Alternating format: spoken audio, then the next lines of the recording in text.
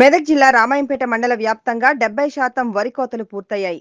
రైతులు పంట కోతలు పూర్తయిన తర్వాత రామాయంపేట మండలంలోని పలు గ్రామాలలో మండల వ్యవసాయ అధికారి రాజనారాయణ కోత కోసిన పొలాలను ఆయన పరిశీలించారు. రైతులకు పలు సూచనలు అందజేశారు.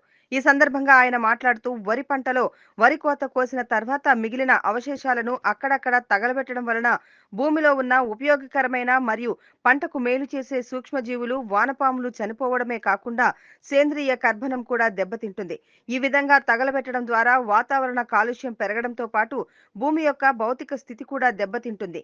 నీటిని నిలుపుకునే శక్తిని కోల్పోతుంది. కావున రైతులు పంట అవశేషాలు తగలబెట్టకుండా భూమిలో కలియదున్నాలన్నారు. ఇలా చేయటం వలన భూమిలో సేంద్రియ కర్బన పదార్థం పెరిగి నేల గుల్లబారుతుందని, నేలలో సేంద్రియ కర్బన పదార్థం పెరగడం ద్వారా పంటకు మేలు చేసే సూక్ష్మజీవులు, వానపాముల సంతతి పెరుగుతుందని, తద్వారా పంట దిగుబడి పెరిగే అవకాశం ఉంది కాబట్టి నీటిని నిలుపుకునే శక్తిని పెరగడం ద్వారా రైతులు తక్కువ సార్లు పంటకు నీటిని ఇవ్వొచ్చని మండల వ్యవసాయ అధికారి రాజనారాయణ తెలిపారు.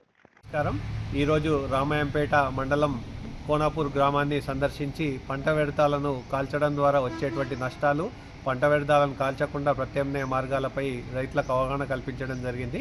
ముఖ్యంగా పంట వ్యర్థాలను కాల్చడం ద్వారా వాయు కాలుష్యం ఏర్పడుతుంది. వాయు కాలుష్యం ఏర్పడడం ద్వారా సామాన్య ప్రజలకు శ్వాసకు సంబంధించిన వ్యాధులు ప్రబలే అవకాశం ఉంది. ముఖ్యంగా పంట వ్యర్థాలను కాల్చడం ద్వారా పై పొరల్లోని సేంద్రియ కర్బన పదార్థం, సూక్ష్మజీవులు, వానపాములన్నీ కూడా ఇవన్నీ కూడా పంటకు మేలు చేసేటివన్నీ కూడా ఈ మంట ప్రభావం వల్ల చనిపోయే అవకాశం ఉంటుంది. కాబట్టి రైతుకు చాలా నష్టాలు ఉన్నాయి. కాబట్టి పంట వ్యర్థాలను కాల్చవద్దని సూచించడం జరుగుతుంది.